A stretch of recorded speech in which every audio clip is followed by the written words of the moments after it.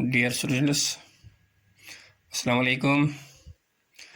आज जो मेरा क्लास वो क्लास के बच्चों के लिए है। सब्जेक्ट हमारा और पास्ट है। जो टॉपिक है वह है रोलिंग द कंट्री साइड, और जो हमारा सब टॉपिक है वह है क्रॉप्स फॉर यूरोप। देखो बच्चों, अभी तक जो हमने पढ़े हैं, जो सेटलमेंट्स पढ़े हैं, जो यहाँ के ब्रिटिश यहाँ गवर्नमेंट ने यहाँ पर जो ईस्ट इंडिया कंपनी ने बनाई थी, उनका मकसद था कि हमको जो लैंड रेवेन्यू उनको बढ़ाना है। लेकिन जहाँ तक एक्सपेक्टेशंस थी वो इस हद तक नहीं बढ़ी, यानी वो जनरेट नहीं कर सकी वो सेटलमेंट्स। तो क्योंकि जो अंग्रेज़ थे वो हाई और रेवेन्यू डिमांड करते थे पीजेंट से।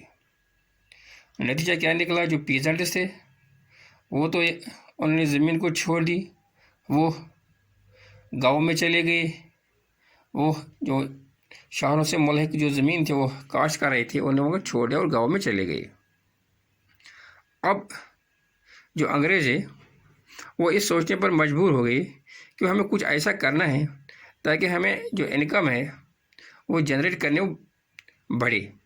तो इसके लिए उन्होंने जो यहाँ के जो पीजेंट्स थे उनको ये मजबूर किया कि आप लोग और ऑल्टरनेटिव जो क्रॉप्स हैं उनकी जो काश्तकारी करें। मिसाल के तौर पर उन्होंने जो बंगाल में उन्होंने जूट को इंट्रोड्यूस किया कि वहाँ को काश्तकारों को कि आप जूट की कल्टीवेशन करें। तो आसाम में उन्होंने चाय कल्टीवेशन शुरू की। शुगर केन उन्होंने यूनाइटेड प्रोविंस उत्तर प्रदेश में उन्होंने शुरू की। वहाँ के ज़मींदारों से कहा कि पीजेंट से कहा कि आप ये काश्त करें। पंजाब में उन्होंने गंदम को इंट्रोड्यूस किया और कॉटन को उन्होंने महाराष्ट्र में और साथ ही पंजाब में भी काश्तकार से कहा कि इसकी काश्त करें। और राइस जो उन्होंने मद्रास में इंट्रोड्यूस किया, वहाँ काश्तकार से कहा कि इसकी काश्त करें। देखो बच्चों, मकसद था कि हम यहाँ की प्रोडक्शन को बढ़ाई तो कि हमें भी इससे जो लैंड रेवेन्यू बढ़ जाएगा। इसके साथ ही बच्चों मैं आपको और एक चीज़ आपको बताने जा रहा हूँ। हिंदुस्तान में और एक प्लांट होता है जो कपड़ों को डाइंग के लिए इस्तेमाल किया जाता है, जिसमें इसका नाम है इंडिगो।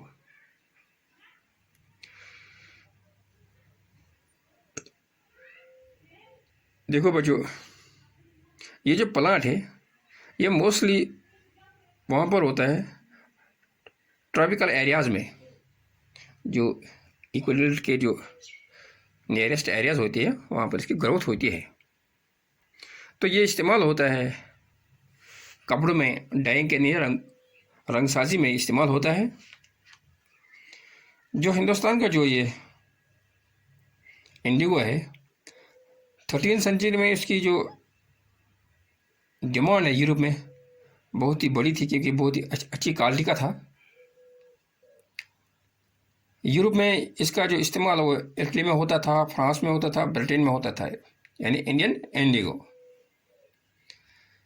लेकिन यूरोप तक पहुंचने में जो इंडियन इंडिगो है वो काफ़ी क्वांटिटी में वहाँ पर पहुंचा था। तो वहाँ पर इसकी जो प्राइस है वो बहुत ही ज़्यादा होती थी। नतीजा जो वहाँ के जो मैन्युफैक्चरिंग जो क्लॉथ करते थे फैक्ट्री थी, तो वहाँ पर जो लोकल में जो उनको मिलता था डाइंग के लिए, उसका नाम था वुड प्लांट, यानी वो इसको इस्तेमाल करते थे डाइंग के लिए। वो मोस्टली जो पैदावार उसकी होती थी वो इटली में होती थी, साउदर्न फ्रांस में होती थी, जर्मनी और ब्रिटेन में होती थी। तो ज़्यादातर वहाँ के जो इंडस्ट्रीज थी वो कपड़े की टेक्सटाइल मिल्स थी, वो वहाँ का ये इस्तेमाल करते थे वुड, क्योंकि जो हिंदुस्तान का जो इंडिगो वहाँ पहुँचा था वो कॉस्टली होता था। तो अब चूँकि क्वालिटी तो इसकी अच्छी थी, डिमांड तो इसकी वहाँ पर बहुत ज़्यादा थी, तो नतीजा जो वहाँ पर जो इस्तेमाल करते थे वहाँ का जो ये वुड वो अच्छी क्वालिटी का नहीं था। तो वहाँ के जो प्रोड्यूसर्स थे वुड वो बहुत ही परेशान हो गए। तो उन्हें वहाँ की गवर्नमेंट से कहा कि आप इंडियन इंडिगो को बैन लगाई ताकि वो यहाँ पर नहीं पहुँचे। फिर क्या होता है, फिर कुछ अरसे के बाद जो वहाँ का जो वुड है, वो इसकी जो प्रोडक्शन है वो डिक्लाइन होती है। तो वहाँ पर बाद में इंडियन इंडिगो की जो डिमांड है वो बढ़ती है। तो अंग्रेज़ों ने यहाँ पर सोचा क्यों ना हम इसकी यहाँ पर कल्टीवेशन करेंगे ताकि उसकी डिमांड यूरोप में बहुत ही अच्छी है, तो हमें बहुत अच्छा खासा रेवेन्यू मिलेगा।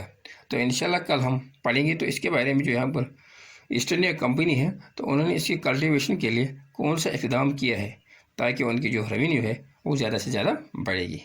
ये था आज का जो टॉपिक है, जो मैंने आपको समझाने की किसी हद तक कोशिश की। शुक्रिया।